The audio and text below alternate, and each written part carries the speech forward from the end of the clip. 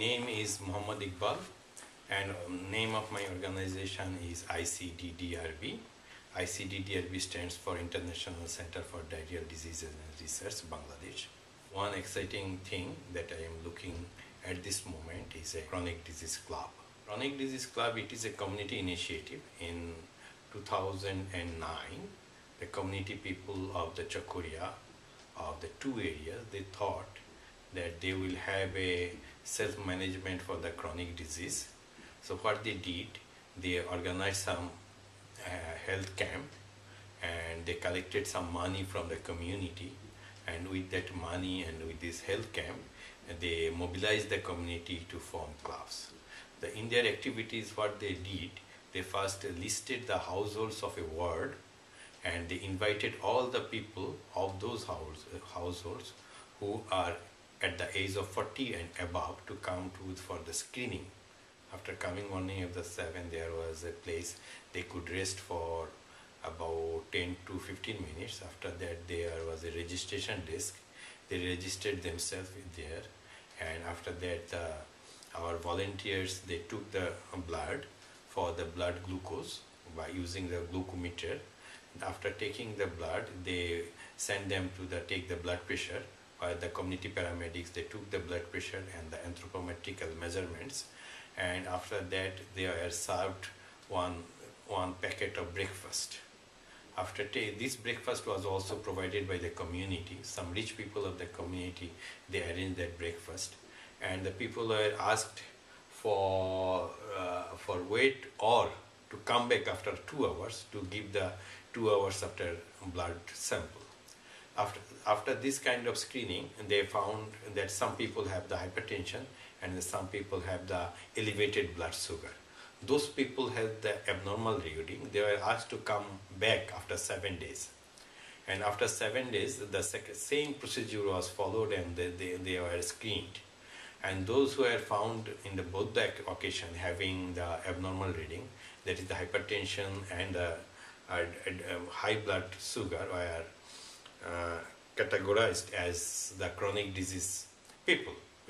These people are invited and to form a club. Out of they have screened about 1,850 people, and out of them they found that about 600 have hypertension, and more than 600, and about more than 100 has the diabetes. Chakuria is a very rural place. All the people mostly involved in the agriculture, they are the farmers. So gradually their lifestyle is different from the urban people. They work hard, so it was thought that they will have less blood pressure and less diabetes mellitus. It was so, and it was lesser than the urban community, but what we thought, it was not so less. The community people, what they did, they formed some clubs, about 27 clubs. You know, this diabetes and hypertension, there are two kinds of management. One is the pharmaceutical management, one is the non-pharmaceutical management, that is the lifestyle modification. And this lifestyle modification plays a huge role in the management. So community people, they can do it. And you know, there are some people, those who have the experience of these diseases, experience of the complications. So they formed a club, but they thought that they should make it very enjoyable. So what they did, they formed a laughter club. That one day in a week they will sit together and they will say jokes and they will laugh at loud they can. And another thing, they made some competition for the recipes. Recipe for low glycemic index food for the diabetic patient, recipes for the low salt and low red meat food for the hypertensive patient. It also made these clubs very enjoyable.